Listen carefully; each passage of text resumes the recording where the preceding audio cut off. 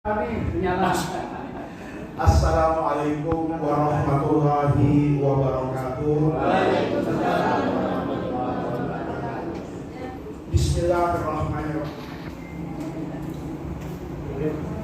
Bismillahirrahmanirrahim. Alhamdulillahirabbil alamin. Wassalatu wassalamu ala asyrafil anbiya wal mursalin wa ala alihi wa sahbihi ajma'in. Amma ba'du. Segenap para alim ulama yang saya muliakan, jajaran MWC Nahdlatul Ulama Tanah Abang yang saya hormati, bapak-bapak, ibu-ibu, hadirin hadirat sekalian. Ini acara kalau datang ke NU itu memang rasanya beda. Saya ini baru diundang, rasanya seminggu yang lalu. Tapi kalau untuk NU itu aneh, bisa diatur. Tapi kalau untuk pengajian yang lain, kadang-kadang sulit untuk diterima. Tapi kalau acara pas NU yang undang, di MWC, di PC, itu kadang-kadang punya keunikan. Itu jadwal saya itu bisa disesuaikan. Sementara kalau jadwal pengajian, itu jujur saja nggak bisa diterima, Pak ya. Tapi kalau untuk NU itu memang ada panggilan jiwa yang luar biasa. Oleh karena itu kita datang ke NU itu memang niatannya itu adalah pengabdian. Bagaimana warisan para ulama itu, kalau dalam bahasa Arabnya itu punya fa'iliyah. Dia tetap hidup dengan zaman, dia tetap bisa berdialog dan berbicara pada setiap zaman. Oleh karena itu, saya baru tahu judulnya juga sekarang ya. Biasanya di beberapa PCNU itu selalu berbicara tentang Ahlus Sunnah wal Jamaah. Kalau tidak dari aspek ilmu kalam, dari akidahnya, itu biasanya dari fikihnya. Baru sekarang itu judulnya serem banget. Memang Tanah Abang itu luar biasa. Berbicara tentang bagaimana merevitalisasi, bagaimana NU bisa hidup pada abad kedua semenjak kelahiran. Saya ingin memulai pembicaraan pada siang hari ini itu dengan kesadaran bersama bahwa hidup manusia ini akan selalu dinamis, berkembang sesuai dengan kondisi zaman. Oleh karena itu misalnya di dalam hadis yang diriwayatkan oleh Al-Imam Abi Dawud misalnya, atau Imam As-Sakhawi dalam kitab Al-Maqasidul Hasanah misalnya, itu meriwayatkan hadis yang sering kita dengar bahwa innallaha yab'asu, Allah itu akan mengutus inda ra'si kulli mi'ati sanatin, setiap 100 tahun itu mesti ada man itu kata ulama bisa satu orang, bisa juga sekelompok orang. Man ini ada kelompok orang, ada orang yujaddid. Yujaddid itu mengadakan gerakan pembaharuan. Kalau membaca hadis ini, dulu ketika saya masih belajar mungkin 20 tahun atau 30 tahun yang lalu, itu sibuk ngitungnya. 100 tahun itu dimulai dari kalender Hijriyah apa kalender Masehi. Kemudian masing-masing orang menghitung abad pertama, abad kedua, siapa al-mujaddidun. Tetapi hari ini saya ingat dengan guru saya. Guru saya pernah bilang begini, hadis itu tidak perlu kamu maknai secara detail pada aspek 100 tahun. Tetapi semangat dari hadis ini, tidak ada karya manusia siapapun dia itu yang akan kekal abadi di muka dunia ini. Saya mendengar itu. Kemudian dulu ketika saya belajar dari guru saya, itu rasanya adem aja, tidak ada daya hidup. Tapi hari ini saya kemudian mendapatkan pesan guru saya itu memiliki daya hidup yang luar biasa. Tidak mungkin ada karya manusia sehebat apapun, dia akan kekal abadi. Contoh misalnya, ya, Dulu kita ini berbangga kalau kemudian era 90-an itu punya kartu ATM. Saya tahun 90 berapa ya mungkin, itu punya kartu ATM, satu malam nggak bisa tidur dia. Ya, saya pandangi saja. Kenapa? Karena itu canggih betul. Biasanya narik uang di bank itu butuh waktu yang lama kita dapat. Tiba-tiba dengan satu kartu kita bisa tarik. Zaman itu Pak, ATM cuma bisa dipakai tarik tunai. Enggak lebih, itu bahasa imamnya itu la yazid wa la yanqus. Ya. ATM cuma sebatas itu. Kemudian berkembang luar biasa. Sehingga kemudian kita bisa melakukan transaksi apapun dimanapun asal bertemu dengan makhluk yang namanya ATM. Saya masih ingat Pak, saya pindah dari Kebayoran Baru ke Jagakarsa. Itu di Jalan Kahfi. Saya cukup senang karena walaupun pinggiran Jakarta 2016 itu hampir pada setiap 300 meter itu saya menemukan ATM apa saja. Sekarang ATM itu hilang semua. Kenapa? Karena orang mulai berkurang ke ATM. Orang sudah pakai yang namanya M-Banking. Kalau dulu uang itu asalnya berbentuk fisik diganti oleh kartu. Sekarang bahkan tidak ada fisiknya sama sekali. Kalau Bapak dulu bayar masih pakai kartu kredit, kartu debit, kan masih pegang kartu, masih digesek. Hari ini manusia nemu makhluk baru, namanya iris, ya kan? Gambar nggak jelas itu, abstrak apa? Tapi hebat, dia seperti sidik jari manusia yang nggak mungkin sama. Saya mikir itu, gimana cara bikinnya? Iris itu Bapak tahu kan? Itu kan kayak lukisan kanan kiri depan. Itu gimana caranya tidak tertukar dari satu toko dengan toko yang lain, bahkan dengan jaringan yang ada hampir di seluruh Asia. Ketika saya melihat seperti ini, iya ya, karya manusia itu rasanya nggak ada yang kekal abadi. Dulu saya Bapak, ketika menghadapi apapun, itu membuka buku fikih itu tenang. Saya menemukan jawaban. Tetapi hari ini boleh jadi perkembangan hidup manusia itu sudah melampaui semua yang ada dan yang sudah kita pelajari. Coba Bapak lihat sekarang. Bapak bisa bayangkan hari ini ada makhluk-makhluk baru kan? Namanya GoPay, namanya OVO, namanya Dana, namanya e-money. Sampai hari ini itu persepsi antar manusia terhadap barang ini belum ketemu. Ayo kita baca sekarang pendapat semua kiai, itu belum menyatu Pak. E-money itu halal apa haram? Gitu. Ada orang mengatakan haram Pak. Kenapa haram? Karena akil amwalun nasi berbagi. Ada yang mengatakan halal Pak, itu wabihah.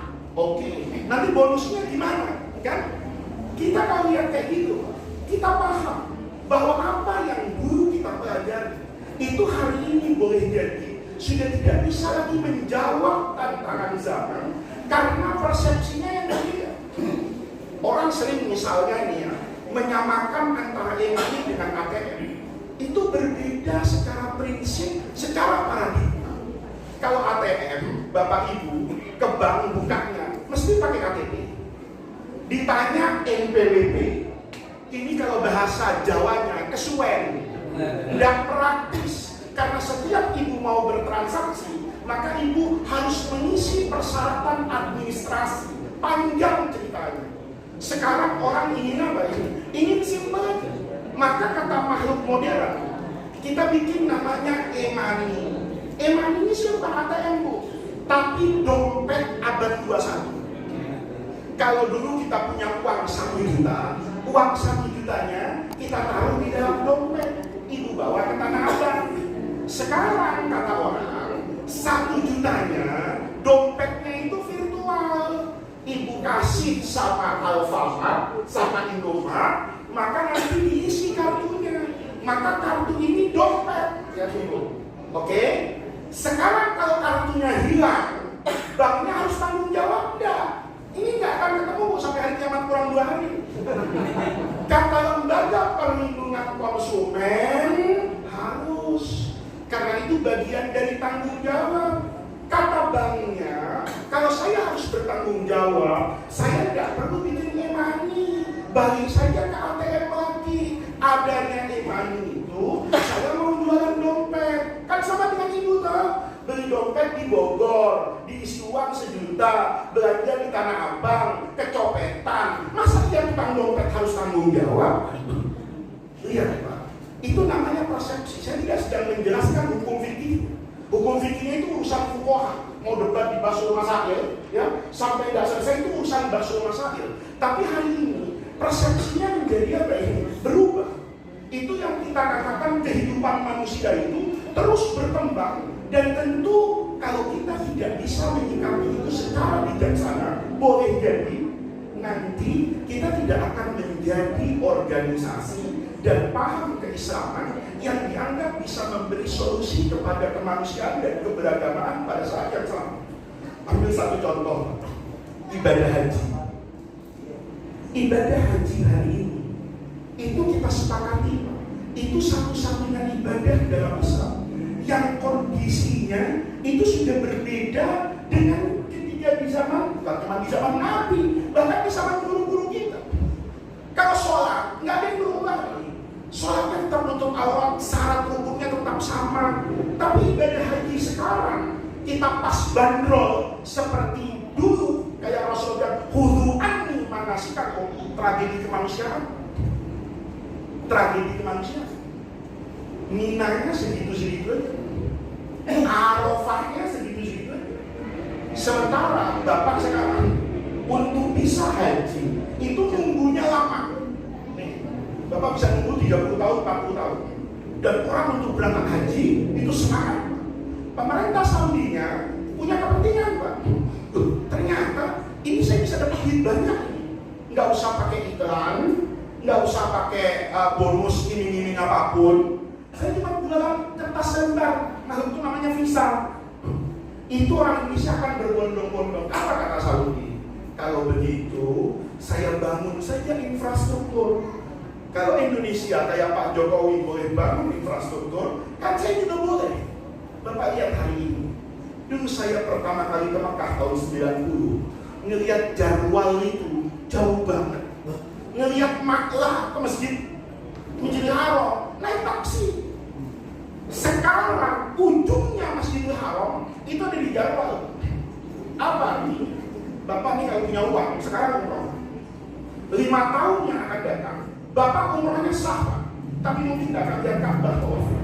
Nggak akan lihat Ka'bah, tapi tawafnya sah. Kenapa? Masjid itu nanti bisa menampung boleh jadi 10 juta orang. Saudi itu cita-citanya haji itu sekarang cuma 2,5 juta.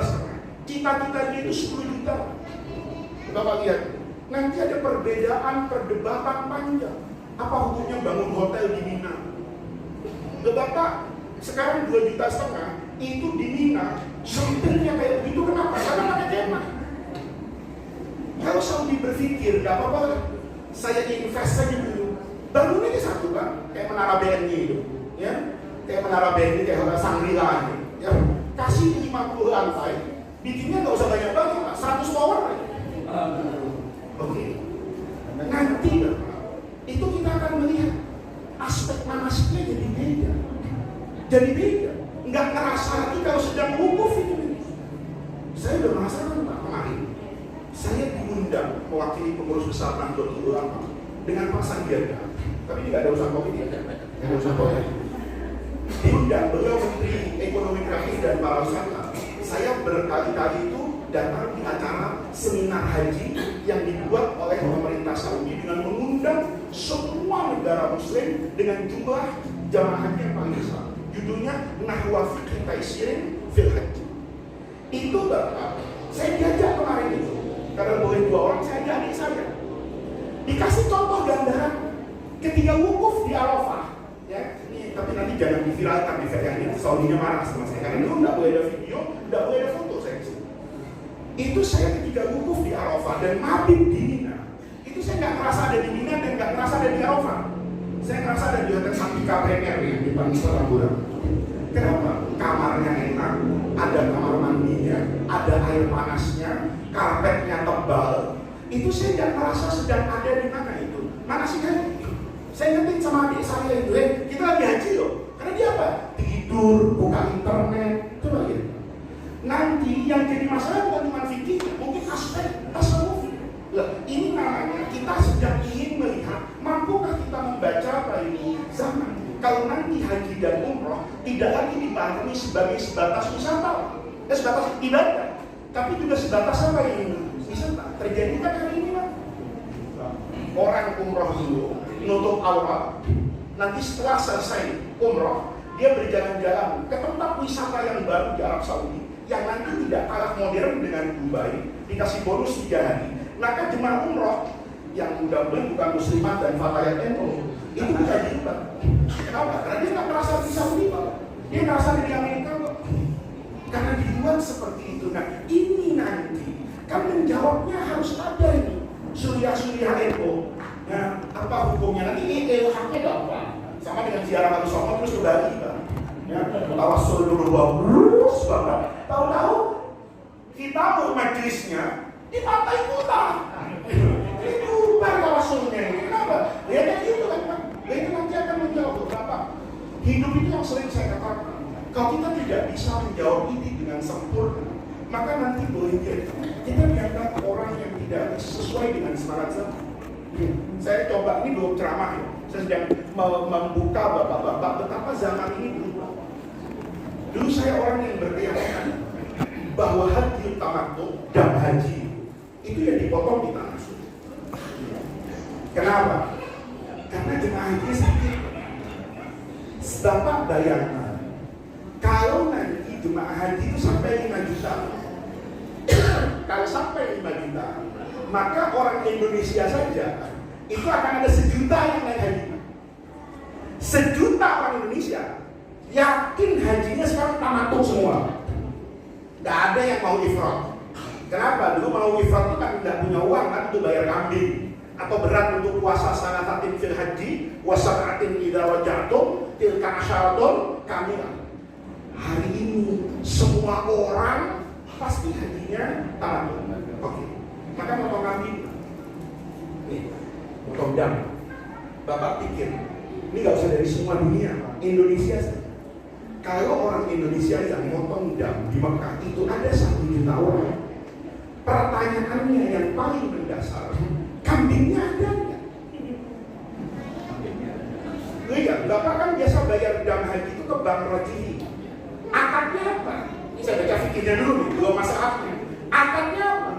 Kalau akad jual beli, kambingnya ada nggak? Kalau kambingnya nggak ada, itu baikul maktum. Kan tidak sah secara fikih. Kambingnya masih ada Pak, tadi belum datang, nanti kita lihat dari Australia. Itu berarti baikul malayam min syurutil mabit itu. Bahwa mabit itu memang ada kuasanya siapa itu? Baik. Itu baru dari aspek fikihnya. Aspek masalahnya ya, kambing itu pasti bukan kambing yang sudah ada di Mekah. Kambing itu impor. Bisa dari ujung selatan di Australia, ya, atau dari ujung barat di Denmark, di negara-negara Skandinavia. Dan kambing itu kan harus dibawa hidup Pak ke Saudi. Oke, dibawa dari Australia kambing ini pakai kontainer naik kapal. Kira-kira ongkosnya bisa dibayar pakai sholawat Fatih atau pakai dolar? Apa misalnya kambing-kambing ini masuk untuk dam, tolong ya perusahaan kapalnya Allahumma sholli sholatan kamilatan sampai pakai uang, iya. Sampai di Jeddah, kambing ini dibawa ke Mekah, karena kan hadiah bagi Ka'bah. Paling tidak harus ada di kota Mekah, kan maharnya dibawa ke Mekah, disembelih. Begitu disembelih, kan nggak bisa langsung dibagi. Jutaan kambing siapa yang mau makan? Dibagikan di MWC, juga saya rasa orang miskinnya berlaku. Iya, kalau kambing banyak di sini, dia udah dapat 1 lemari, disuruh datang ini nggak mau. Ya gua di rumah gua sih banyak kenyang. Oke, berarti setelah dipotong, dia harus dikalengkan dan di freeze, masuk freezer. Oke, nyari orang miskinnya di Saudi dalam jumlah seperti itu nggak ada. Maka dikalengkan ke Afrika. Lihat, kambing itu dibawa dari Australia dan sampai ke Afrika, itu kan sama Pak dengan proses import dan ekspor. Kambingnya diimpor dulu dari Australia, kemudian diekspor lagi ke Afrika atau ke Bangladesh, atau tidak mengunduh ke Indonesia dalam bentuk dam-dam rendang. Bisa jadi dimasak rendang, dimasak semur, dikalikan ke Indonesia. Oke Pak, kita nggak usah bicara kambingnya Pak, ongkosnya aja. Ongkos mendatangkan, menyembelih, ya, kemudian memasukkan dalam kaleng, menyimpan di freezer, dikirim ke luar negeri lagi, kira-kira $100 cukup nggak? Oke lah, ambil cukup aja ya. $100 ambil dari jamaah Indonesia, itu ada $1 juta.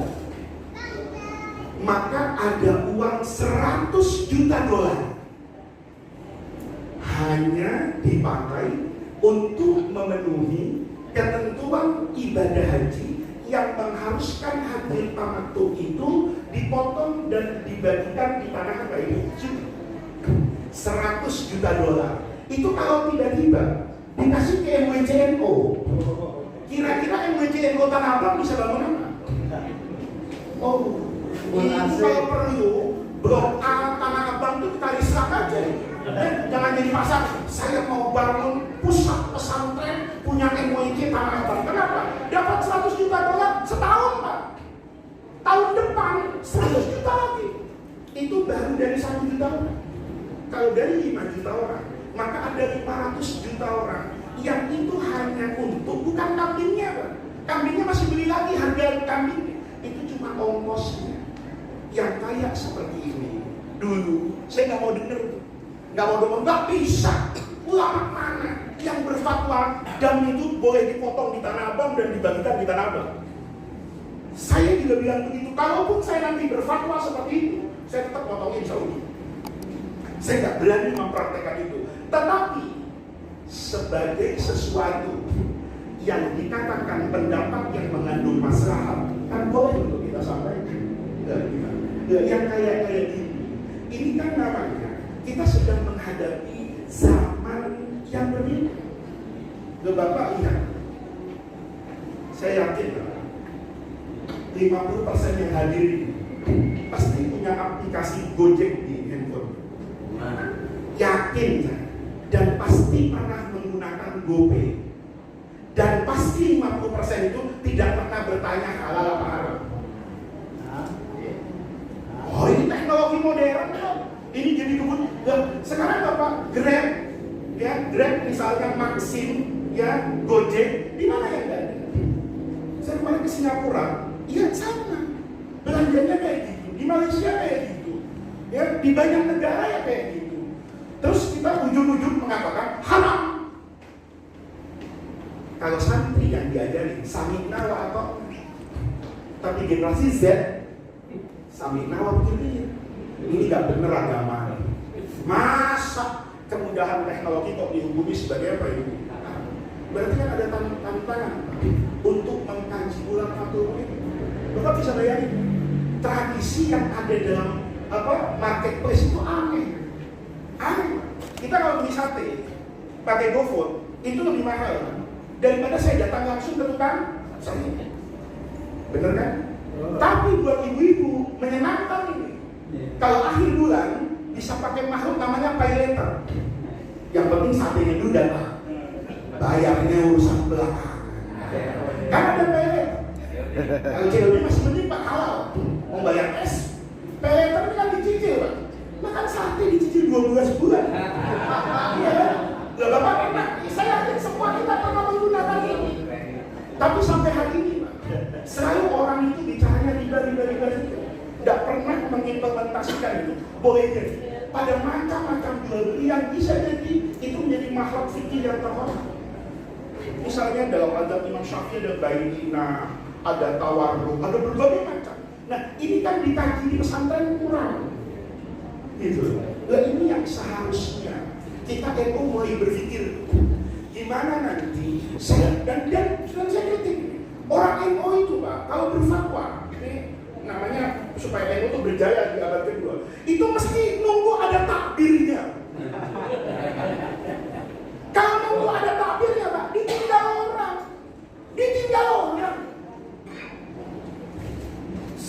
cerita orang, Pak Faiz, ini ada vaksin pakai trimsin babi. Kita nggak belajar. Kita anggap, oh ya vaksin ada babinya, kayak kita minum babi gitu. Kan tidak sesederhana itu. Pertanyaannya, apakah kita sudah belajar tentang itu? Ada dokter bilang sama saya, Pak, ini bukan babi, Pak. Ini air, ibarat kita masak air. Ini apinya babi, Pak. Apinya babi, gitu loh. Barangnya ini bukan babi, Pak. Tapi apinya babi. Cari api lain nggak bisa, Pak. Karena hanya babi yang bisa bertemu di situ. Ada dokter yang aneh lagi, Pak, ini barang halal nih. Tapi untuk manennya, ibarat nasi, centongnya itu harus pakai trimsin babi. Kan nggak sederhana itu. Bapak hanya minum, pernah saya sebut merek aja, enggak, kita publikasikan. Susu Ultra. Alat produksinya, apa boleh dicuci dengan air? Nggak boleh. Dicuci dengan hasil produk. Jadi kalau ada pabrik susu, itu untuk membersihkannya lagi, itu ya harus pakai susu, Pak. Karena kalau pakai air nanti nggak kering, maka nanti aroma susu selanjutnya, itu kalau bahasa Betawi gampangnya, ada bau demek-demeknya. Maka dia harus pakai senyawa. Ya pertanyaannya, kalau nanti ada pabrik susu pakai satu fasilitas untuk dua produksi, Pak. Susu sapi sama susu babi. Ini kan berarti susu sapinya kan bukan najis. Karena bersentuhan dengan susunya apa ini? Babi. Dan begitu seterusnya. Artinya apa? Ini kita harus, Pak, mulai berani bahwa NU ini nggak bisa, Pak. Kalau harus nunggu takbir, terus basuh masail. Sudah basuh masailnya ribut, lama, hasilnya tawakuf. Kalau santri nunggu apa kata kiai? Industri bilang nggak bisa, Pak. Saya sudah mau produksi. Nanti jangan-jangan saya sudah ikut Bapak, tiba-tiba tidak bisa saya kerjakan. Produk ini ditinggal orang. Obat-obatan, nggak ada minta fatwa mau nunggu lebih dari 6 bulan, nggak ada yang mau. Itu 6 bulan. Kenapa? Setelah 6 bulan, Pak, saya khawatir pesaing saya sudah menemukan format baru dan nanti butuh fatwa lagi. Akhirnya obatnya nggak pernah lahir. Kenapa? Depending oleh hukum. Ini kan tantangan. Saya pernah didatangi sama dokter paling hebat, ahli spesialis saraf. Dia bilang begini, Pak Faiz, orang sekarang kalau kena sumbatan di jantungnya, itu kan harus pakai ring jantung. Ini akan ada obat, Pak. Itu bisa memecah semua sumbatan yang ada di dalam apa ini? Dalam penyakit orang yang punya gagal jantung tadi, jantung koroner. Tapi masalahnya, dia dibuat dari otaknya, Bang. Sampai situ yang lebih menarik lagi. Ini karena waktu ya. Dokter tuh cerita tentang babi. Ujungnya yang gak enak, Pak Faiz. Babi paling mirip dan punya kecocokan dengan manusia. Kalau semua yang mengandung babi ini boleh diproduksi, maka kita bisa menyelamatkan begitu banyak nyawa orang. Kita bisa menyelamatkan begitu banyak ekonomi orang. Kita yang di pesantren, Pak, kadang-kadang jawabannya enak aja. Ganti, Pak, pakai sapi. Gak bisa, Pak. Kenapa gak bisa? Butuh ratusan tahun. Bapak pikir monyet-monyet yang dipakai sebagai obat itu sekarang, itu monyet hari ini? Enggak. Itu monyet dulu, diekstrak sampai hari ini. Kalau kemudian monyet ini nggak boleh diganti misalnya dengan kambing, maka eksperimennya itu butuh tahunan. Bukan cuma tahunan, biayanya boleh jadi triliunan. Dan itu buat orang sekarang nggak masuk secara ekonomi. Ya. Nah, saya menggambarkan seperti ini, Bapak Ibu sekalian. Itu agar kita tahu tantangan hidup kita itu besar. Orang kadang-kadang bertanya kepada saya, Pak, itu kok gula perlu sertifikat halal? Kan mengada-ngada. Kalau gula dulu pasti halal. Tapi gula hari ini yang warnanya putih itu kan pakai pemutih, namanya rafinasi. Medianya harus apa itu? Arang. Arangnya yang paling bagus itu arang hewani. Berarti dari tulang. Pertanyaannya, tulang apa? Jadi Bapak juga belum punya. Ini kan banyak orang kadang-kadang, wah itu Indonesia tuh mengada-ngada. Masa yang namanya gula perlu disertifikasi? Perlu. Agar-agar itu, Bu, ini buat ibu-ibu nih, makan puding, makan agar-agar. Kalau semakin kering dan cepat basah, itu kemungkinannya semakin haram. Ada orang tanya, gimana mungkin Pak, puding kok hukumnya? Karena untuk mengentalkan puding itu, teknologi bilang harus pakai makhluk namanya gelatin. Gelatin itu dibuat dari mana? Dari bagian kepala binatang, Pak. Makanya selalu impor dan selalu babi. Kenapa? Mau cari bagian kepala binatang di Indonesia susah karena kalah sama tukang sop. Ayo, kepala kambing nih. Kalau di sop harganya mahal. Kalau cuma diambil kulitnya untuk dijadikan gelatin, murah. Kata tukang kambing, ngapain gue jual ke dia? Mendingan gue jual ke tukang sop. Akhirnya industri kita impor dari Cina gelatinnya. Di sana yang penting semua kepala. Kepala apa kek? Yang penting kulit kepala itu skin. Bapak makan minum misalnya obat-obatan kapsul. Memang kapsul itu pakai plastik, mati Bapak. Gitu. Dia pakai gelatin. Gelatin ini hukumnya apa? Ini namanya kita nanti kalau mau hidup ilmu itu, ya harus mengerti lah. Sekarang ini kan kita banyak zolim Pak sama kitab kuning. Ayo, kita ini banyak zolim Pak.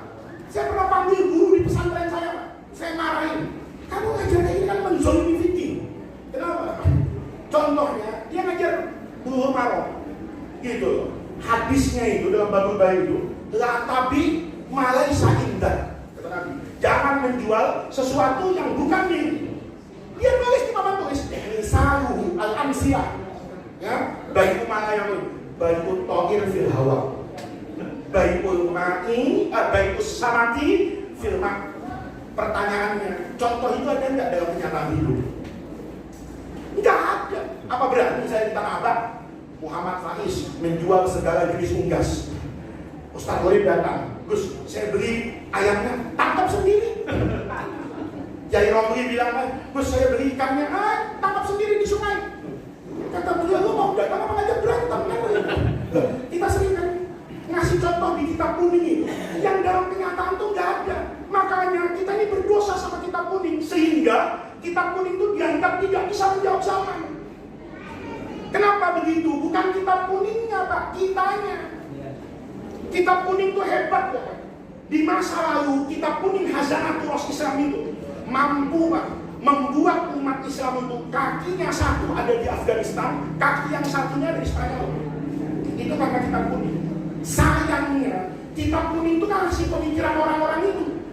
Masih juga sebagian orang mempertahankan apa yang boleh jadi. Al-hukmu yaduru ma'ilatihi wujudan wa adaman. Al-hukmu yaduru ma'amaksidihi wujudan wa adaman. Makosidnya sudah berbeda, ilatnya sudah berbeda, hukumnya masih tetap. Ini bukan saya ngajak Bapak liberal, ya. Tapi fikih itu selalu berkembang kayak gitu. Saya dulu belajar sama guru saya. Saya punya guru tuh mazhab Hanafinya radikal. Mazhab Hanafinya dalam bab zakat misalnya, karena Imam Abu Hanifah itu kaya. Imam Abu Hanifah itu kok pengen semua harta kena zakat. Kalau Imam Syafi'i, Imam Ahmad itu ulama yang minal masakin, jadi dapat sedikitnya udah senang. Imam Abu Hanifah itu soalnya dia imam, dia kiai, tapi tidak kayak kiai sekarang Pak. Kalau kiai sekarang itu rajin menerima amplop, tapi jarang mengeluarkan amplop. Kalau Imam Abu Hanifah, Imam Abu Hanifah, baca manakibnya, manakib Imam Abu Hanifah dan Nu'man, itu keren. Kalau habis ngaji, beliau ngajar di subuh sampai jam 8, jam 8 ke Tanah Abang buka toko. Iya, payah. Nanti Isa ngajar lagi, habis Isa, kalau muridnya salaman, lo mas ditanya, lo kenapa? Lo makan dulu, keluar. Nih, makan. Kamu kenapa mas? Terjerat tinggal. Berapa tadi? Maka cara memahami hadisnya itu luar biasa. Imam Abu Hanifah itu mewajibkan zakat binatang, perkebunan, Bapak tunggu terus, itu luar biasa. Semua binatang itu kena zakat kalau Imam Abu Hanifah. Kalau kita boleh jadi nunggu dijual. Kita di NTB punya kijang. Tahu kijang? Rusa. Apa ada dalam mazhab Syafi'i zakat itu rusa? Kan? Imam Abu Hanifah kan ada. Karena Allah tidak menurunkan zakatul ghanam itu sebagai kambing tidak, tapi ukuran. Ini fikih. Kata Imam Abu Hanifah, bab zakat itu tidak sebatas ibadah, tapi Allah sedang membuat standarisasi kekayaan seseorang. Ya, masuk akal. Modalnya kambing. Bapak punya 40 kena zakat. Ambil sekarang kambing yang gede, katakan 5 juta. 40, 200 juta. Bapak punya kambing senilai 200 juta, wajib zakat. Tapi Bapak punya sapi senilai 200 juta, tidak wajib zakat. Karena zakatnya sapi itu nisabnya 20. Kalau sapi itu sekarang harganya 30 juta, maka 20 ekor sapi itu sama dengan 600 juta. Pertanyaannya kata Imam Abu Hanifah, di mana keadilannya? Bukan mempertanyakan Allah, Bapak, tapi sedang ingin mensalasarkan agama. Sementara petani punya hom 1 ausuke, ya hom 1 ausuke itu Kiai Romli, kalau dinilai dengan uang kan sekarang sedih. Bisa beli bahan tamak berapa liter hom 1 ausuke, tapi wajib zakat. Ini yang kayak begini, Bapak ya. Maka Imam Abu Hanifah melahirkan pemikiran, oh ini berarti Rasulullah sedang ingin membuat satuan kekayaan orang. Kalau Anda modal kayanya pakai binatang seukuran kambing, segini loh standar orang kayanya, maka kambing tidak boleh dinamakan kambing, tetapi hewan yang tingginya misalnya melebihi 50 cm, panjangnya misalnya 1 meter, itu kriterianya zakat kambing. Kalau dia lebih besar dari itu, seukuran kambing sapi, maka zakat sapi. Maka Imam Abu Hanifah mewajibkan zakat burung unta. Burung unta itu di Afrika, itu lebih mahal dari sapi. Badannya sapi, kepalanya burung. Ya, ini kalau dilihat serem, tapi mahal. Memang yang aneh-aneh itu badannya mahal. Ya, saya bulan Rajab itu sedih ke kampung-kampung, ngelihat burung, kepalanya perempuan cantik, belakangnya kuda. Itu saya tidak bisa terima. Itu udah mungkin Allah yang maha indah kasih keindahan kepada orang. Loh Bapak kalau ketemu perempuan Pak, kepalanya cantik tapi buntutnya kuda, lari Pak. Apa naksir Bapak ya? Ada kuda, bagus, cantik tapi betul. Nah ini saya tidak berniat mengecewakan siapapun, tapi itu kan namanya ekspresi. Kan Rasulullah tidak pernah jelaskan ya. Rasulullah yang besarnya kayak begini, ininya begini. Tapi kan Nabi enggak, ekspresi kita. Cuma saya ini kalau saya ada begitu di rumah orang Pak, saya suruh turunin Pak. Kenapa? Selera makan saya kurang. Kenapa? Ini orang cantik kepalanya tapi buntutnya dan badannya itu udah. Saya yakin Allah yang maha jamil itu tidak akan memberikan al-jamal kepada Rasulullah itu seperti itu. Nah ini namanya ekspresi Pak. Yang saya ibaratkan kata Imam Abu Hanifah, ini burung unta. Dia burung unta, tapi punya nilai ekonomi yang sama. Dari situ Bapak bisa lihat kenapa mazhab Imam Abu Hanifah itu selalu berkembang di kota-kota yang besar dengan peradaban. Di Irak, Mesir itu kampung-kampungnya Syafi'i Pak, tapi Al-Azhar dengan ininya Pak, itu mazhabnya Hanafi. Sepanjang berdirinya Al-Azhar itu, Mufti Syafi'i itu bisa dihitung, tapi Mufti Abu Hanifah itu luar biasa. Kenapa? Boleh jadi karena cara berpikirnya kayak gitu. Maka guru saya itu pernah kasih pelajaran Pak, cara pandang terhadap agama. Kata beliau gini, kita ini Faiz disuruh hidup seperti Nabi, apa disuruh hidup seperti zaman Nabi? Kita disuruh hidup seperti Nabi, apa disuruh hidup seperti zaman? Ini asal muasalnya. Guru saya itu negur orang siwakan di kelas. Ini di kampus itu ada anak Pak di depan beliau. Tiap beliau ngajar itu siwakan. Beliau marah, taruh siwaknya. Mengganggu tuh, bayangin Pak, mau begini siwakan, dia konsen dengan guru, ini kan kanan kiri orang Pak, siwaknya digini-gini, kan temennya, Masya Allah, harus dari mulutnya, marah guru saya, taruh siwaknya. Ini teman, ilmunya masih sedikit tapi semangatnya kencang, protes sama guru, maaf saya, apa Anda tidak baca dalam bahwa laula an asyqa al ummati lamatuhum biswak inda kulli masjidin. Guru saya begitu kan, keluar lah, walaupun bukan orang Madura, tapi darah Maduranya ada di Arab kayaknya. Arab yang Madura. Jawab Pak, jangan Sahih Muslim. Apa yang dianggap salah sama orang kafir yang saya baca kan gitu. Dia bilang begini, anakku, dia bilang nggak boleh orang beragama itu terbalik-balik. Ya, dia bilang at-tadayyunul maqbus, cara beragama yang nanti agama itu akan menjadi ditinggal orang karena bukan agamanya yang salah, tapi perilaku yang salah. Dia tanya pertanyaan itu, kamu pakai siwak yang jadi ibadah, itu siwaknya apa kebersihan gigi? Siwak itu kebersihan giginya, tujuannya apa? Penggunaan siwak? Dia jawab, penggunaan siwak. Guru saya bilang, berarti kita kalau gosok gigi itu harus pakai siwak. Iya, dan itu sunnah Rasulullah.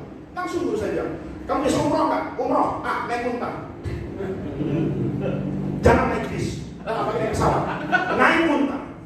Iya, dia tanya, Nabi Muhammad itu umroh dan haji, naik unta itu karena unta apa kendaraan? Tidak. Kendaraan itu bukan cuma unta. Unta itu bagian dari kendaraan. Dijawab, ya naik unta itu ya naik kendaraan. Kalau naik kendaraan berarti orang sunnahnya umroh sekarang naik pesawat. Kenapa? Karena dulu Nabi umroh naik unta. Karena unta itu kendaraan terbaik di masa itu. Seandainya hari itu ada Innova pakai AC, masa iya tega saya kira bakar kasih unta ke Rasulullah? Lihat, saya yang di sampingnya itu benar juga nih guru bahasa saya. Benar juga. Dia katakan, anakku, saya mau tanya sama kamu. Kalau kamu makan, kan, untungnya di Arab itu kan nggak ada jengkol sama pete, tapi ada bawang Pak, bawang bombay. Bapak tahu kan orang Arab tuh kalau makan bombay, apa bawang bombay, itu kayak makan salad aja banyak aja. Makanya badannya kadang-kadang bau kalau mandi. Mungkin kalau mintam 3 jam, itu dibuka Pak, kucing sana itu. Bau, baunya khas. Ya, baunya khas Bapak. Ya kalau nggak percaya, pulang dari pengajian nih, mampir lah beli bawang bombay 3, mentah, makan, terus diketak mulutnya, mintam 3 jam Pak. Itu kucing yang masuk angin sehat. Dia, kalau saya misalkan bawang yang baru, kemudian dulu di Mesir itu ada tempat penuh karomah, Sayyidah Nafisah, gurunya Imam Syafi'i, perempuan Nafisah tuh. Saya beli siwak di masjid Sayyidah Nafisah atau di Masjid Husain depan Azhar. Dia bilang dengan mata uang Mesir ya, 1 pot dapat 3 siwak. Saya begini, selesai 1. Atau saya masuk ke supermarket, saya beli sikat gigi Oral-B. Ya, Oral-B itu kalau di Indonesia 100.000 Pak. Kalau formula kan 10.003 tuh, warna-warni gitu. Biasanya kalau acara muktamar itu dibagi-bagi itu biasanya, ya kan? Nah, Oral-B ini mahal. Gitu. Saya beli sikat gigi Oral-B, saya beli pasta Sensodyne, itu semua produk orang kafir. Saya bayar 100 pon Mesir. Begitu saya gosok gigi, tidak cuma itu, saya ambil lasrin, saya umur. Guru saya itu tanya, pertanyaannya keren banget. Siapa di antara 2 orang ini yang asoba sunnah? Siapa di antara 2 orang itu sebetulnya yang mengikuti sunnah? Sunnah itu kan jalan hidup. An-nikahu sunnati kan tidak boleh diartikan nikah itu sunnah. Kalau nikah itu sunnah temannya wajib, ini kiai berhenti dari surya NU. Ya kan? Dia nggak ngerti mana sunnah lughatan, mana sunnah istilah. Sunnah indaman juga beda-beda Pak. Sunnah di pelajaran mustalahul hadis itu bukan sunnah indal usuliyyin, kan beda. Guru saya tanya, man di antara 2 orang ini yang asoba sunnah? Tadi dia, sebelum kamu jawab saya jawab, orang yang pakai sikat gigi dan pakai Sensodyne bersih berumur-umur itulah yang asoba sunnah, karena aktar nadofatan pasti lebih bersih. Saya dengar kayak gitu, benar juga. Dipikir-pikir, ini kalau kita dengar-dengar kayak gini, ini menjadi fikih yang berasa banget Pak. Nah, dari situ saya tanya apa kamu dari dia,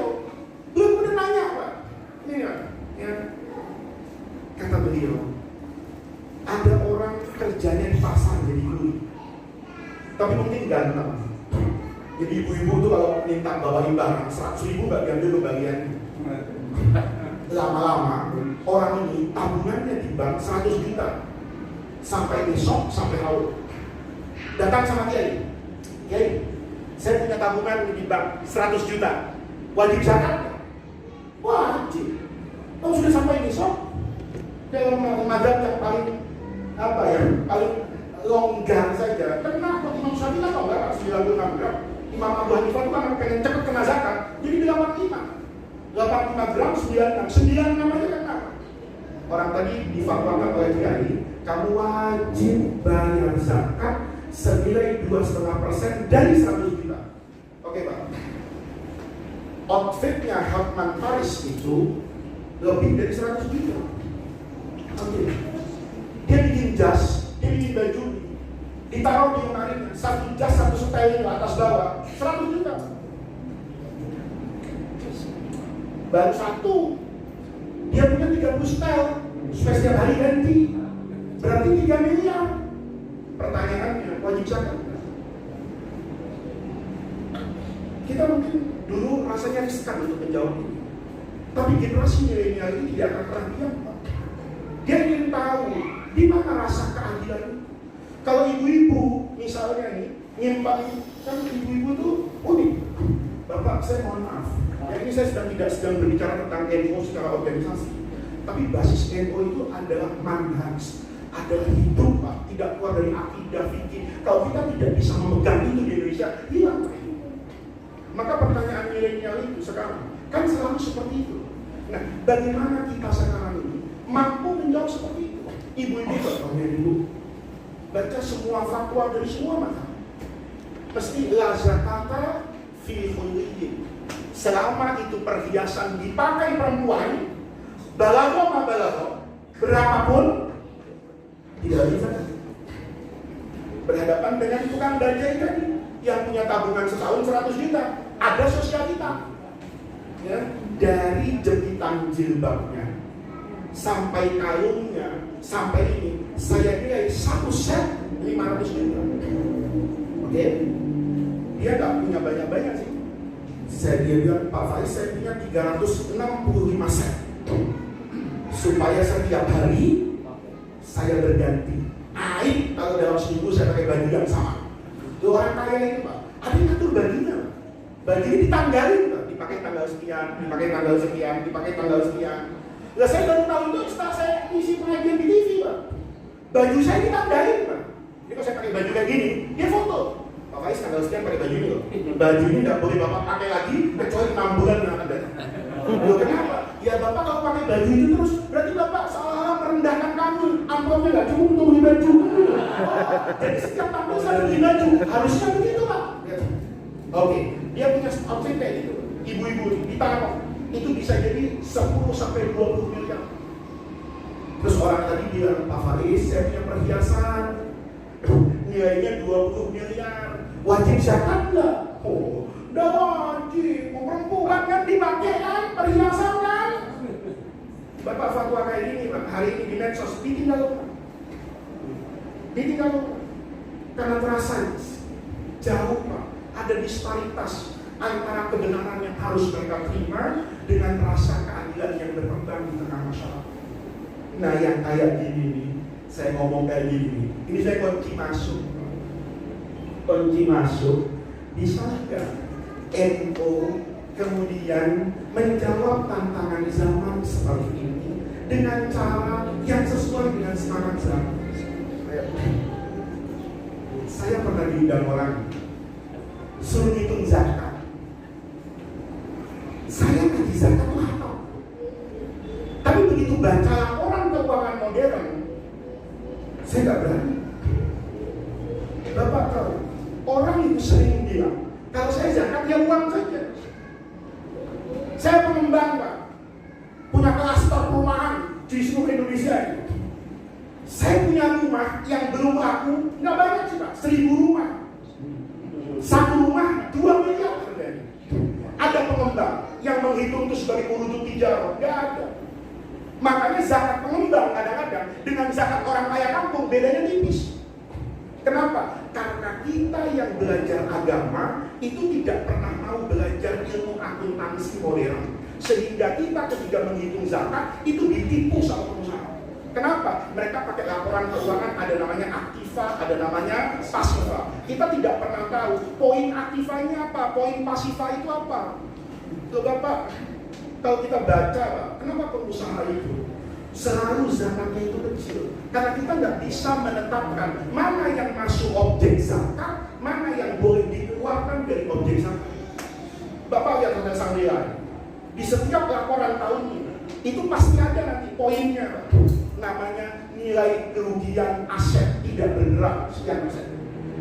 Kalau dia taruh nilai asetnya itu 5%, maka setelah 20 tahun gedung ini beroperasi, resmi setelah 20 tahun, dia punya tabungan yang mampu untuk membangun gedung yang sama. Kenapa? Setiap tahun dia sudah sisihkan nilai kerugian aset.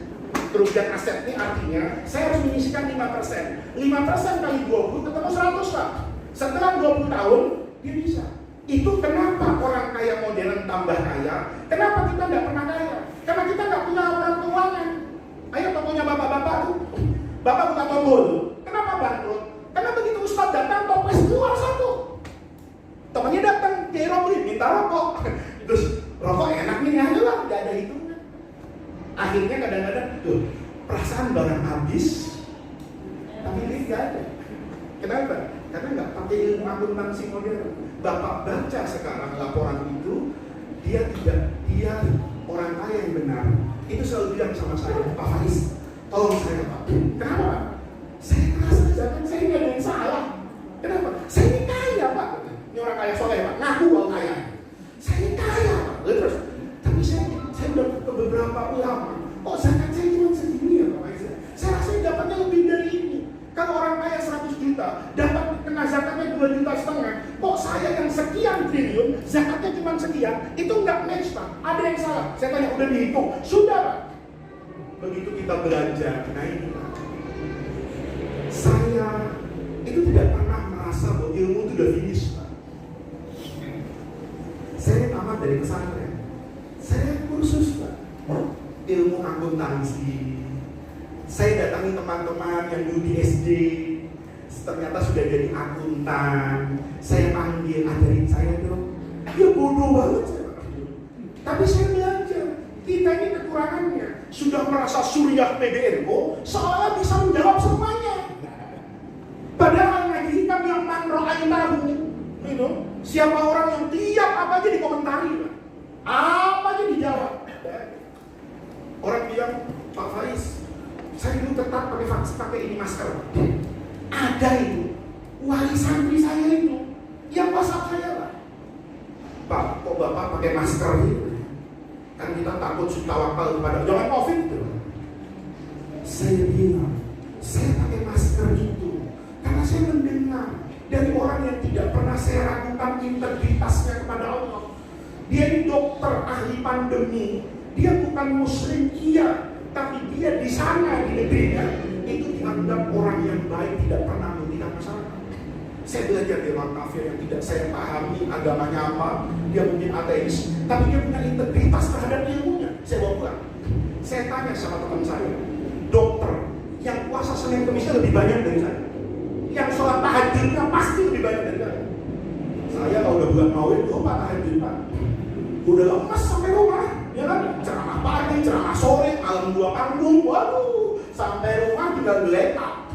Judulnya kan, saudara-saudara, jadi orang soleh, rajin sholat malam, di mimbar. Yang paling tahu kita siapa? Istri kita. Kita, itu ya kan, orang suruh tahajud malam ini dibangunin subuh. Ya, saya tanya sama dokter itu, oh, berbasis ilmu, saya tahu. Ya, ada orang yang enggak Pak, kata Habib Anu, kata Kiai Anu, tidak apa. Saya juga nggak pernah kok mengomentari orang yang nggak pakai masker.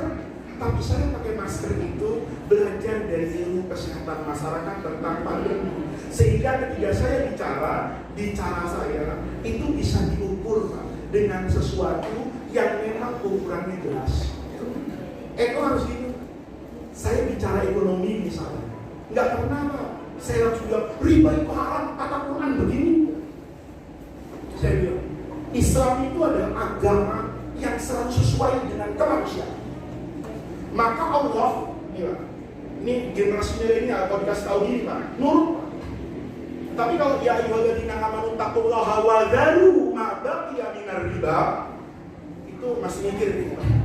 Saya bilang, Allah itu menciptakan kehidupan itu filsafatnya sama.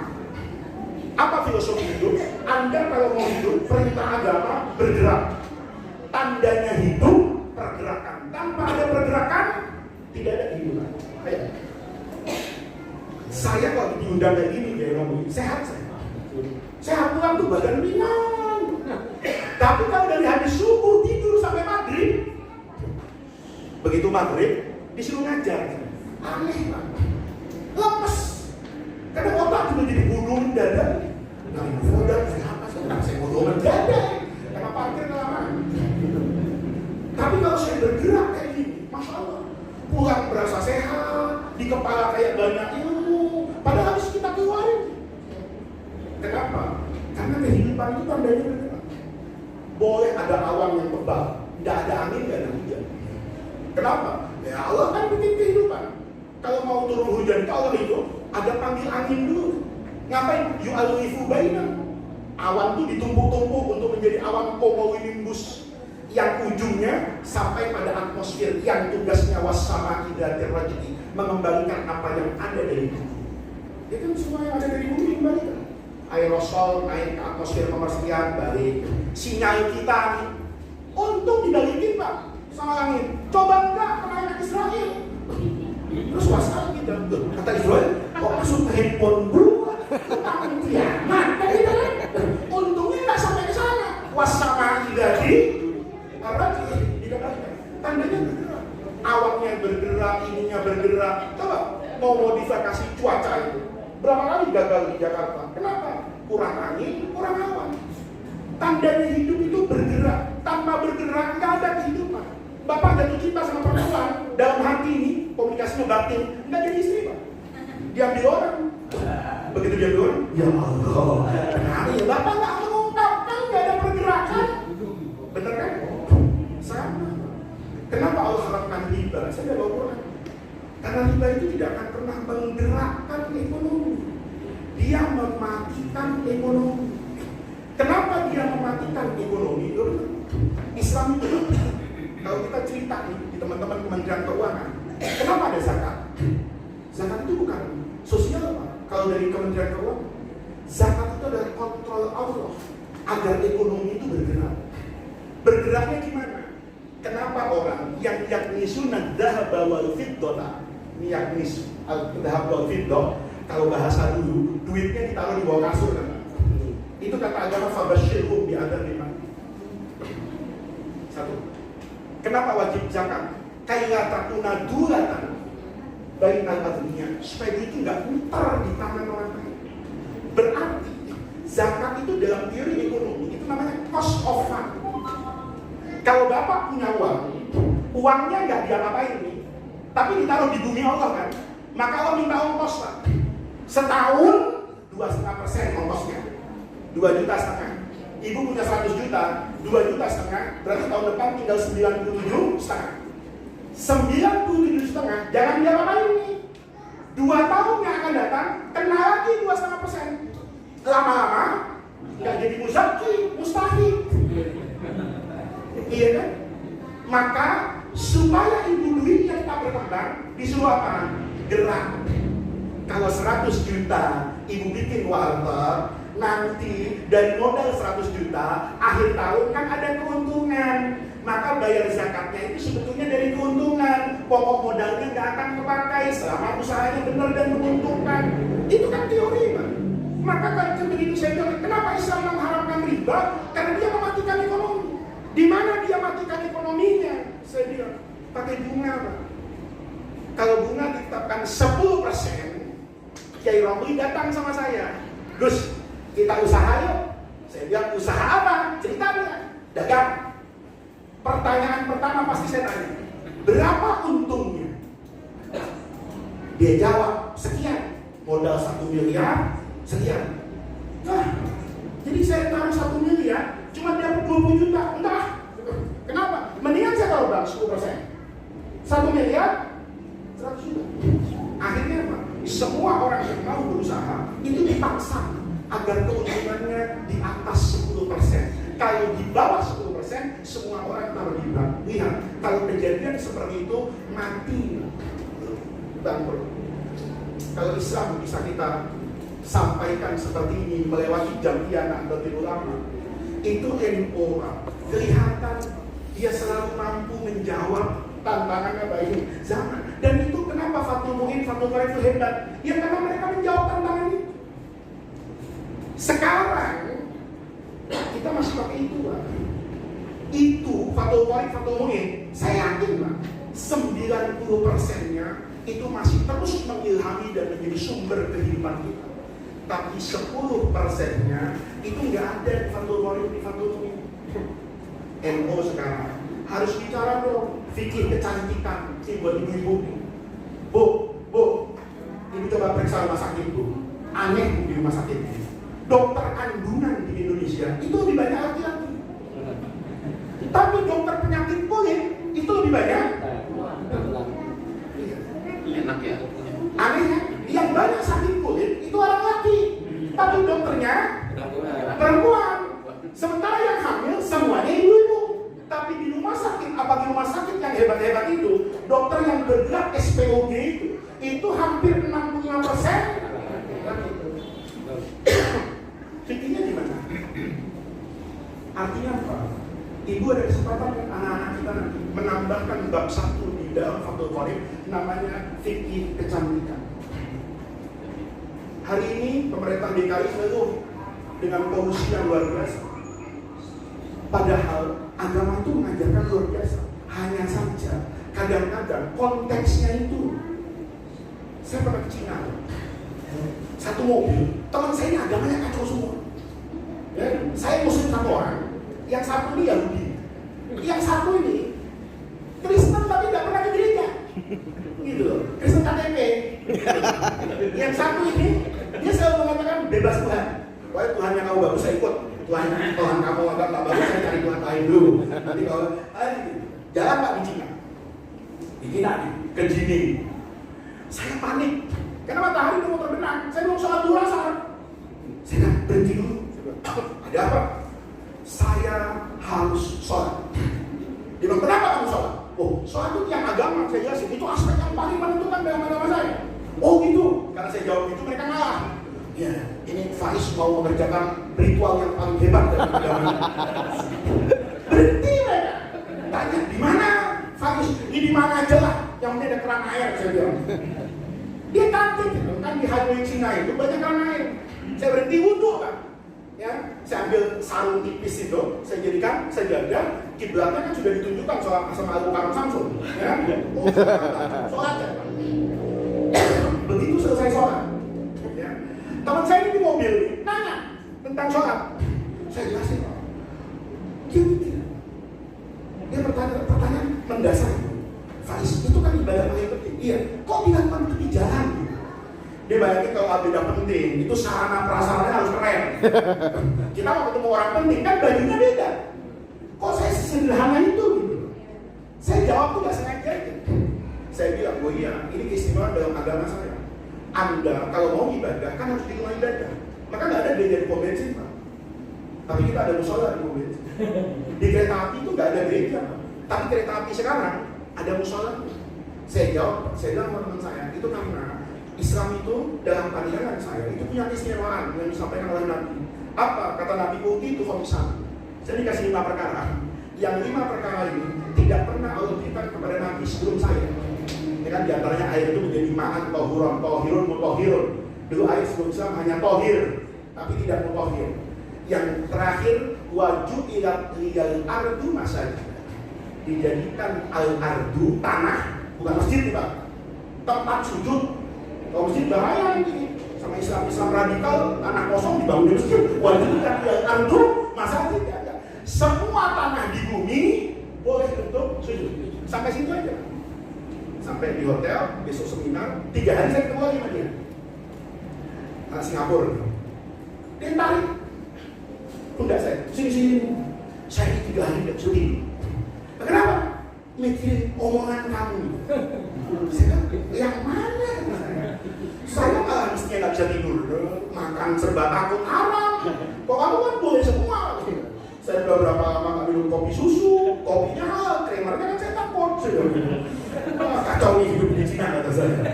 Kok kamu yang nggak bisa tidur? Iya. Saya mikir ucapan nabimu itu. Apa kata saya? Nabimu itu hebat. Saya senang Pak, soalnya. Kata dia, hadis itu, ucapan nabimu itu luar biasa Pak. Luar biasa gimana? Ibadah yang paling penting itu boleh dilakukan di bumi. Kamu bilang, syaratnya bumi yang kita pakai untuk sholat itu memenuhi semua syarat dan prasyarat, suci, bersih, kan gitu Pak? Apa katanya? Seolah-olah nabimu itu perhatian betul dengan bumi tempat kita hidup. Seolah-olah nabimu itu berpesan, perlakukanlah tanahmu itu seperti kau memperlakukan tempat ibadah. Itu saya ngaji hadis itu Pak. Di mana-mana nggak pernah dapat pemahaman yang lebih dari orang kafir. Ini kafir loh. Nggak tahu sanad, nggak tahu enggak. Tapi yang dia tahu alangkah hebatnya Islam. Kalau dia berpesan, kamu itu jaga bumi, karena dimanapun kamu bertemu dengan bumi, kamu akan sujud di sana. Maka perlakukan bumi ini seperti tempat ibadah kamu, bersih, jangan kotor. Saya bilang bangga bener, bener ya, iya. Dia cerita, kalau saya punya kuasa kepanitia Nobel, saya mau bilang, satu-satunya nabi yang peduli dengan lingkungan hidup, itu Nabi Muhammad.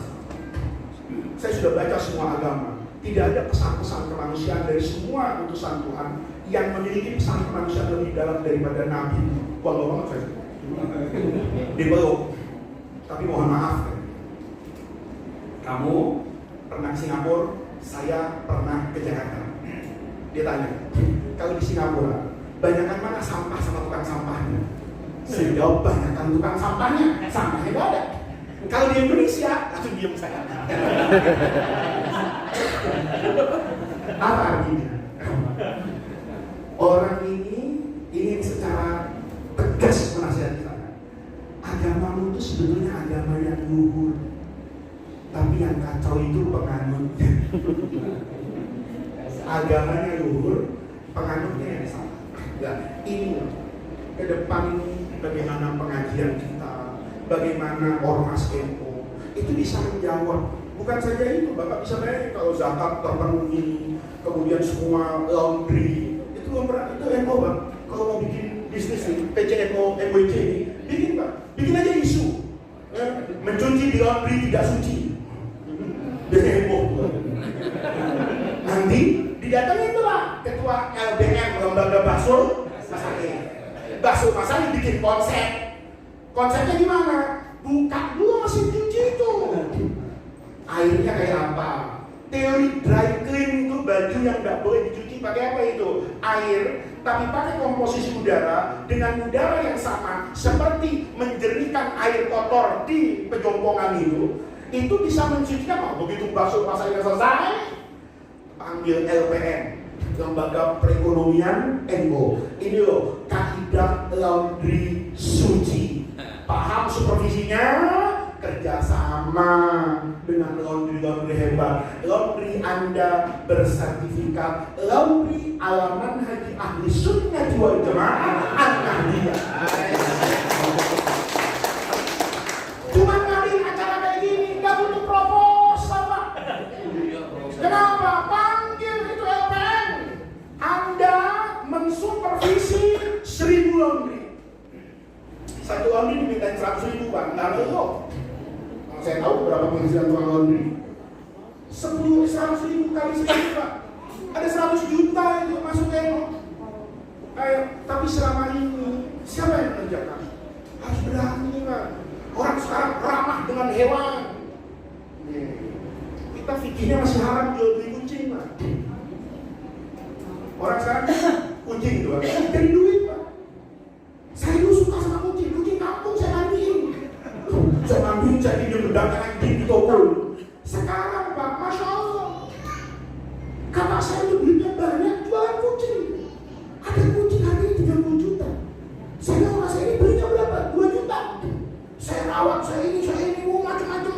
Ada nasabnya, Pak. Mungkin ada kelompok-kelompoknya juga ya. Ada nasabnya, Pak. Ini ke Ukraina, ini ke Rusia, yang ini ke ini. Ini hukumnya jual beli kucing ini apa? Bapak bilang kok ada manfaatnya, haram. Ya, mohon maaf, Pak. Nggak semudah itu hari ini. Tapi harus cari mahramnya. Kapan Anda halal pelihara kucing? Halal. Dia dapat senang binatang supaya nanti terus. Kalau nanti kucing-kucingnya itu mati, karena cucu kita nggak punya lagi makhluk ciptaan Allah yang namanya kucing. Saya merawat kucing ini sedang melestarikan ciptaan Allah. Hukumnya halal apa haram? Bergantung. Kalau dia merawat kucing dari itu 10, di sampingnya ada anak yatim kelaparan, pakai fikih nafsi, ada hifdzun nafsi, ada hifdzun nasal. Nah, yang kayak gini nih, ego ke depan, jangan radikal terus itu. Sehabis itu radikalisme selesai, Pak. Selesai. Radikal itu hanya bagian sisa dari perputaran zaman ketika masih memisahkan Amerika dengan Rusia. Sekarang Al-Qaeda itu udah gak ada ceritanya. Ayman Dua ini gak ada. Kita masih cerita radikal. Lama-lama ditinggal orang, Pak. Karena ada radikalisme yang sudah memakan korban ego. Ayo, PCNU Jakarta Pusat saya tantang. Ada nggak anggotanya yang mati kena serangan teroris bom? Nggak ada. Tapi kena serangan teroris ekonomi pinjol banyak. Ayo, saya ngomong sekarang di sini bahayanya pemikiran radikalisme. Saya yakin kan itu cuma mengurus NU. Itu juga karena takut diganti lo nggak datang. Lo nggak datang, nggak ada ketua Vizia, nggak aktif, bocorek, dia datang. Tapi pulang nggak ada manfaatnya. Apa yang bisa disampaikan kepada masyarakat? Tapi menggerakkan ekonomi seperti itu, itu nggak pakai lagi ya. Apa? Saya ngomong terang-terangan. Apa Alfamart, Indomaret itu bukan teroris ekonomi? Ayo. Saya bukan marah ya. Itu harus itu bukan. Di mana keadilan sosial bagi seluruh rakyat Indonesia?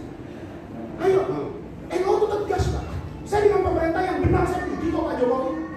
Tapi yang keras itu, yang salah itu diingatkan. Itu namanya kiai. Berani amar ma'ruf nahi munkar. Jangan semuanya dianggap ma'ruf saja. Atau semuanya munkar. Kenapa NU berani seperti itu? Ayo, dulu pensiunan, mohon maaf, lagi di Jakarta, enak. Gue pensiun, ntar gue mau buka warung. Gue dagang ini, cukup dah. Gue buat makan sama bini gue. Sekarang mati. Siapa orang yang masih beli sabun ke warung Pak Haji? Ya, cuma beli rokok sebulan. Mungkin yang masih beli rokok ke Pak Haji itu yang belinya ketengan itu, atau utang. Kalau sama yang ekonomi kuat, yes. Sama ekonomi lemah, utang. Ditagih lebih galak yang utang. Saya jujur, Pak. Ayo, di mana kehadiran fikih? Kenapa di Imam Nawawi? Kenapa fikih itu sampai pada zaman keemasan? Karena semua masalah itu dijawab dari aspek fikihnya. Semua itu, Pak. Sekarang perlu dong bicara.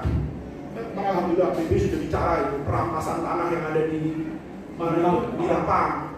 Ya itu harus berani kayak gitu. Sekarang Bapak kesempatan berusaha. Loh, saya ini Pak ngomong kayak gini, Pak. Karena saya tahu betul masyarakat NU di bawah. Ada orang datang sama saya, Gus, ini kita perlu ngajar di toko ini apa? Radikalisme dan Islam transnasional. Saya nggak mau, Pak. Ngapain saya bilang? Habis ngajar apa yang bisa mengantarkan saya dapat ilmu yang tafawudi? Ganti ilmu jadi orang kaya. Apa pelajaran tafsir? Ayatnya apa? Fal yang dulu apa? Fal tandur nafsum maqaddaman. Judulnya itu, Pak. Saya kumpulin itu, Pak. Pedagang kecil NU sekecamatan. Saya nggak cerita di mana. Saya ajarin ibu-ibu, karena saya tahu ibu-ibu itu korban rentenir. Mereka itu lapak di sayur, lapak sayur malam itu ayam, ibu kan nggak sayuran itu. Itu mereka siapa yang modalin? Saya minta maaf. Pernah ya lo mikirin jamaah yang kayak gini? Saya turun, Pak, ujung-ujung Jakarta jam 2 malam. Saya tanya sama ibu itu, Bu, ibu kaya dong. Kenapa? Itu tadi sayur 1 juta itu bayar cash. Berarti ibu punya cash flow bagus dong. Tiap malam punya uang 1 juta. Enggak apa. Mana punya saya lucu gitu. Nih saya mohon maaf nih. Nunjuk. Itu setan sebenarnya etnis tertentu, yakin saya agamanya tidak Muslim, transaksinya betul-betul luar biasa. 1 juta jam 1 malam dibayar 1.400.000 jam 1 malam. Itu bukan berbunga Pak, berkebun.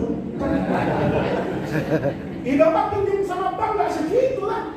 Itu cuma 12 jam, bunganya hampir 40%. Habis itu sholat subuh Pak. Ini saya terang-terangan, ini bukan marah, tapi saya takut nanti saya masuk neraka tuh gara-gara ini, bukan gara-gara Asy'ari Maturidi. Sholat saya di masjid itu, hari Jumat itu subuh, pengumuman pengurus masjidnya itu, alhamdulillah saldo kas masjid 492 juta. Saya nunduk Pak, saya merasa kayak ditampar. Berarti saya salah ngajar di masjid ini selama ini. Kalau Rasulullah hidup, kira-kira ridho gak Rasulullah? Uang masjid hampir 1,5 miliar, tapi umatnya yang sholat subuh di masjid itu terjerat oleh rekening. Ayo, saya tanya di mana NU? Di mana NU? Nah, ini bukan benci Pak. Saya juga orang NU. Saya lahir, bahkan saya udah NU sebelum lahir. Saya sudah NU sebelum lahir. Saya begitu disuruh jadi apa gitu, orang seringnya nolak saya. Seringnya saya nolak. Dimasukin enggak. Saya bilang pesantren aja. Tapi NU itu nggak mungkin saya tolak. Saya tahu betul barokahnya di NU itu tahu betul. Tapi saya takut barokahnya nanti expired Pak. Ya. Kenapa? Karena dulu saya bisa kayak gini. Ini barokah Kiai NU dulu kan? Nah sekarang Kiai NU-nya itu saya. Karena saya di PBNU, saya takut Pak, saya ini bukan orang yang memberkahi. Makanya organisasinya harus dibangun lebih kuat karena barokah saya tidak seperti beliau. Nah coba nih Pak, PCNU Jakarta Pusat, kalau nanti dukung capres cawapres itu yang bermartabat lah. Ini cuma ngitung, ayo kita pengurus NU mau dikumpulin sama capres, misalnya lumayan. Ketawa.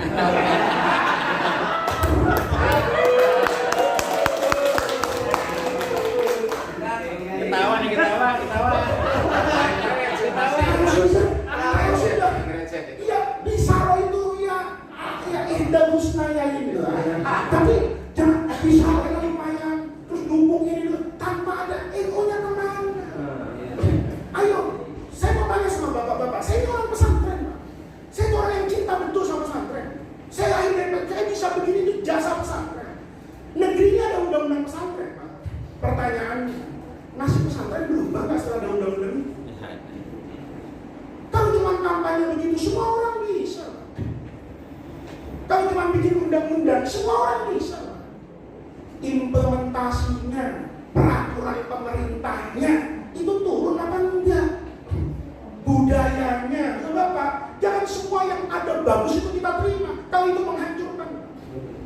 Ayo, contoh, sertifikasi guru. Saya protes Pak. Saya protes. Karena sertifikasi guru pesantren itu basisnya ijazah. Padahal ilmunya kiai, basisnya bukan ijazah. Ayo Kiai ini satu guru satu ilmu. Kita punya guru Kiai masih kan Ustaz Khalidin Soleh. Itu baca Fathul Muin Pak, kebalik Pak. Beliau ngajar Fathul Muin, saya diajar. Nggak pernah bawa kitab Pak. Kitabnya kitab murid. Ustaz Khalid masuk, ingat kan? Dia begini. Fathul Muinnya kita yang baca begini, kita baca begini sering salah. Beliau itu dari depan Pak, baca begini. Muridnya jadi Syekh Mustafa dari Rembang, orang Madinah. Itu bacanya begini Pak. Begitu era reformasi, pesantren dikasih sertifikasi guru, nggak dapat dulu ya. Kenapa? Lah ijazah SD aja nggak punya. Iya kan? Kita masih ingat kan? Kayak Kamali itu, sekarang pesantrennya besar kali di Cianjur. 2.000 murid. Itu di rumah saya dulu lebih 20 tahun Pak. Ngajarin saya sorof Pak. Ngajarin saya fikih. Ngajarin ini juga kayaknya kita pernah disiram bareng-bareng aja. Iya. Karena ingat kan? Itu ilmunya luar biasa. Berkahnya Lerboyo luar biasa. Santrinya 2.000 Cianjur Pak sekarang. Itu dulu di rumah saya ngajar-ngajar kitab berhimpat dengan ayah saya bertahun-tahun. Nggak punya ijazah. Pertanyaan, kalau aturan pemerintah seperti itu, harusnya NU yang bersuara. Ini merusak kultur pesantren. Nanti akhirnya semua guru pesantren basisnya ijazah, bukan ilmu. Sementara saya ngomong terang-terangan di Darul Rahmah. Apalagi kalau alumni sendiri. Saya mendingan dia yang sarungan, tapi ngajarin muridnya beres. Daripada kamu gelarnya serem, S3, tapi saya ragu kamu jangankan baca Alfiyah, ngajar jurunya sih belum yakin. Iya. Pertanyaannya, mana sumbangsi NU terhadap aturan ini? Harusnya itu kan bikin aturan, bikin saran. Sarannya juga bukan menafikan ijazah, bukan. Ada orang yang dihargai karena ijazahnya, tapi ada orang yang dihargai karena rekam jejak ilmiahnya. Kalau ada orang ngajar di pesantren Alfiyah 20 tahun, masa iya nggak dipanggil kiai? Ini juga PCNO juga harus bersuara. Ya, kaderisasi NU itu penting, ikut PKP, ikut MKNO. Tapi kalau sudah ada kiai yang aswaja banget, lo ya dikasih MKNO honoris causa. Kita jangan kemudian Pak Kiai ini kita jadikan sudah nggak bisa, nggak punya sertifikat, nggak pernah ikut pelatihan, nggak ikut organisasi. 10 tahun Pak NO jadi fosil. Loh ini saya kasih sama Bapak, bukan saya sombong, bukan saya sombong. Fabini mati robika, fahad. Saya masuk NO itu bukan karena kebutuhan, karena kecintaan. Saya keluar dari NU, pengajian saya nggak berubah. Saya diundang orang nggak pernah mengatasnamakan NU kalau ngaji di atas nama diri saya sendiri. Tapi saya masuk NU itu Pak, karena kecintaan. Gitu. Saya bilang sama istri saya, kalau sudah acara NU nggak ada amplop. Itu ayah saya pesan betul Pak. Kecuali kalau yang amplop itu bupati. Gitu, kerjasama PCNO sama itu ayah saya bilang. Kalau kamu mau ambil, tapi kalau kamu punya, jangan dimakan. Kamu dapat dari NU ambil, kalau kamu merasa orang yang ambil, tapi jangan masuk ke rumah, masukkan ke masjid, masukkan, itu ayah saya. Ayah saya bilang begitu, haram kamu ngambil amplop dari gua. Pertama acara orang meninggal, ini 7 hari, 40 hari, yang itu ayah saya bilang haram kamu. Orang minta didoakan kok kamu berharap amplop ini. Yang kedua sama itu, ayah saya bilang kalau perlu kamu datang. Saya sampai hari ini Pak, nasihat ayah saya bilang betul. Kok kamu diundang NU, bilang sama dia acaranya jam berapa, tempatnya di mana. Nggak usah dijemput, nggak usah sediain pesawat, nggak usah hotel. Itu kamu yang bayar, itu berkahnya ngaji sama itu. Saya sih sama duit, jangan saya doyan. Doyan Pak sama duit. Tapi untuk NU kita harus ada mulai hari ini. Kalau tanpa begitu Pak, nggak hidup. Saya kan di Malaysia. Saya semalam kemarin itu di Malaysia, diskusi, diundang di satu tempat itu sama Menteri Sains dan Menteri Agama Malaysia. Orang Malaysia itu mengakui Pak. Dia panggil sama saya Pak Faiz. Orang Indonesia itu lebih cerdas dari Malaysia. Anak-anaknya kita ke pesantren kemana? Saya tanya, kenapa Pak? Orang Malaysia itu kurang pintar. Jawabannya sederhana Pak, karena sekolahnya gratis. Sekolah gratis itu tidak melahirkan petarung. Namanya gratis, nggak naik juga nggak apa-apa, ya kan? Lapangan pekerjaan kepada semua orang sekolah. Ini artinya pasti ngasih hidup nggak mungkin lulus semua. Kami ini kalau sudah di negeri yang kaya, anak sekolah ini udah tahu Pak. Yang penting tamat sini, standar biayanya 6, langsung masuk dari pegawai negeri. Maka dia tidak punya jiwa bertarung. Sekedar menyelesaikan pendidikan 6 tahun, toh nanti jadi pegawai negeri, gajinya sudah pasti ada pensiun. Sementara anak Indonesia bertarung. Saya untuk ngaji di pesantren, bapak saya itu petani, panas, ya itu Bapak. Nah, yang kayak gini perlu dia. Jadi saya mohon maaf Pak ya, sudah ngomong kemana-mana ini ya sudah ngomong kemana-mana. Tapi inilah sebetulnya yang dibutuhkan oleh NU. NU itu merangkul hari ini. Kita ini kadang-kadang bisa toleran dengan orang lain, tapi dengan orang yang masih semangat ahli sunnah wal jamaah itu rasanya kok sulit betul cari titik temunya. NU itu kapan jadi rumah besar buat semua ahli sunnah wal jamaah. Sekarang itu Pak, nggak usah lagi ribut, tapi dia cara dakwahnya, cara politiknya, dan kita sendiri kan yang ngajarin. Politik itu kan dalam fikih maksudnya bab muamalah, bukan bab ibadah. Kalau sudah masuk muamalah al-aslu fil asya kan, Al-ibahah, binanya pasti kepada maslahat. Kalau sudah masalah, nggak mungkin sama. Kiai Romli menganggap ini masalah, saya menganggap ini mafsadah. Kata beliau dukung Anies masalah, kata saya dukung Anies mafsadah. Siapa yang bisa bantah? Kata saya dukung Ganjar itu masalah, kata beliau dukung Ganjar itu mafsadah. Sah-sah saja. Jadi kita nggak perlu menghakimi sesama aswaja itu dengan sesuatu yang berlebihan. Ya pelajaran kan sudah didapatkan kemarin kan begitu Pak. Kalau nanti Jokowi kalah, ego terancam. Kalau nanti Prabowo menang, Wahabi berjaya. Sekarang sama kan dua-duanya. Ya Wahabi begitu-begitu aja, ego ya begini-begini aja sama. Politisi itu begitu, tidak usah lah. Kita ingat Imam di Faidul Qadir itu, atau yang dikatakan nasihat Imam Syafi'i itu kan hadis itu sebenarnya. Ahbib habibaka, haunamuna. Politik itu tidak usah glorifikasi. Ego itu tidak usah mati-matian. Ego cukup seperti pesan Kiai Wahab, akan selalu bekerja sama dengan pemerintah yang sah. Nah, mendukung itu sah dari pribadi saya tahu itu. Bapak juga nggak boleh Pak. Ya saya menyampaikan itu Pak. Terus Surya Eko misalnya begini, jadi saya nanti 2024 dukung siapa ya? Terus ya, itu urusanmu. Begitu dia bilang itu urusanmu, dia nanya sama Kiai Wahabi Pak, dijawab, oh jadi muridnya. Jadi muridnya pasti. Karena masyarakat itu kan datang sama Kiai mau dapat jawaban. Nah, tinggal cara menjawab. Kalau saya Gus 2024 milih pusat, jawabannya pendek Pak. 2024 masih lama. Tapi sholat tahajud nanti malam. 2024 masih lama. Tuhan bisa mati. Terus gimana? Nah, kamu betul nanya sama saya itu betul, nganggap saya guru. Benar. Wasiat guru.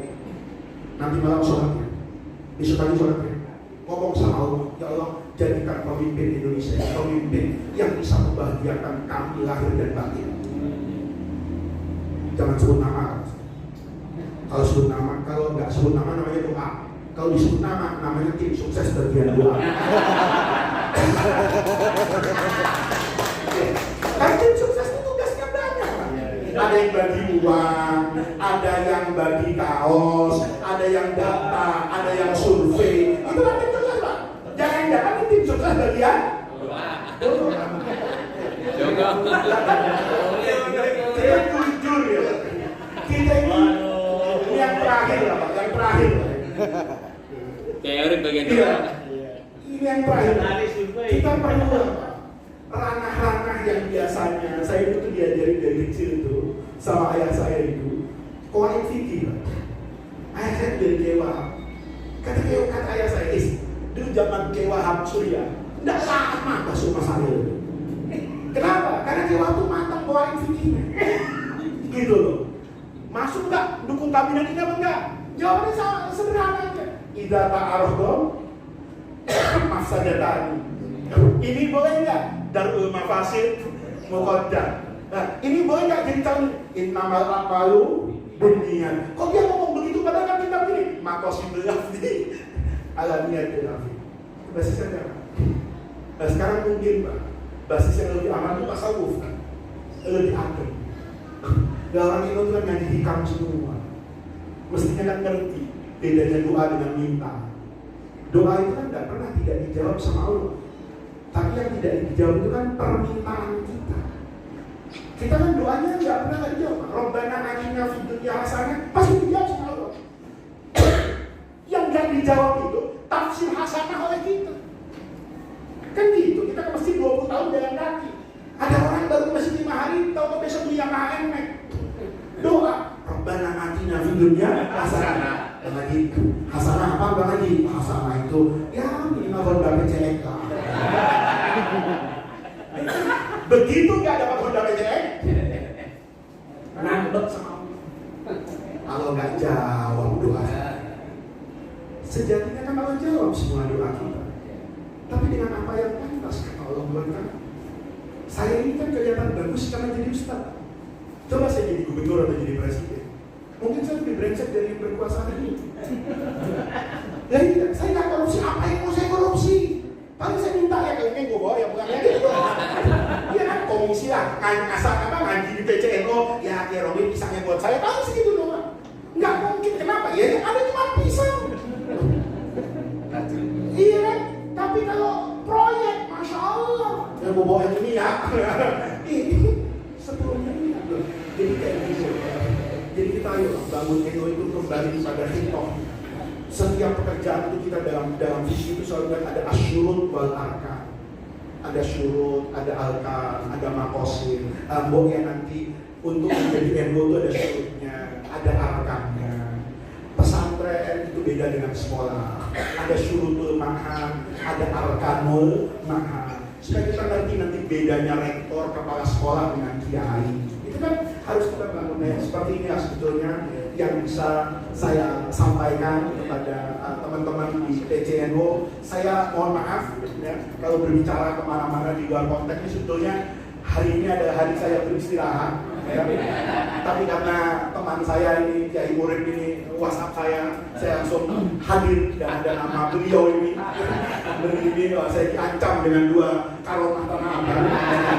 Jadi kecintaan, tapi yang saya sampaikan itu adalah ada unek-unek di dalam hati yang lahir dari kecintaan panjang kepada Nahdlatul Ulama. Yang paling penting kita bangun, anggap MO itu rumah besar kita. Kita boleh bermusuhan dan tidak setuju dengan pengurus MO, boleh Pak. Saya tidak setuju dengan Tanfidiyah, boleh. Tanfidiyah tidak setuju dengan saya, boleh. Yang tidak boleh itu benci MO. Yang tidak boleh itu keluar dari MO. Yang tidak boleh itu bakar MO. Yang tidak boleh itu. Tapi kekuatan dia dikoreksi itu halang thayyibah. Rasulullah diingatkan itu menjadi bagian dari kecintaan kita kepada MO. Mudah-mudahan Allah jadikan jawaban. Amin. Wa tafarruqana min ba'di tafarruqan maksuma. Kepada para alim ulama yang hadir saya mohon maaf atas apa yang saya sampaikan. Mudah-mudahan ini menjadi tawassul dan wasilah kita berkhidmat ke Nahdlatul Ulama mendapatkan barokah dari para muassis yang membuka jalan kita kepada khairat dunia wal akhirah. Wallahu muwaffiq ila aqwamit thariq. Wassalamualaikum warahmatullahi wabarakatuh. Waalaikumsalam warahmatullahi wabarakatuh. Boleh.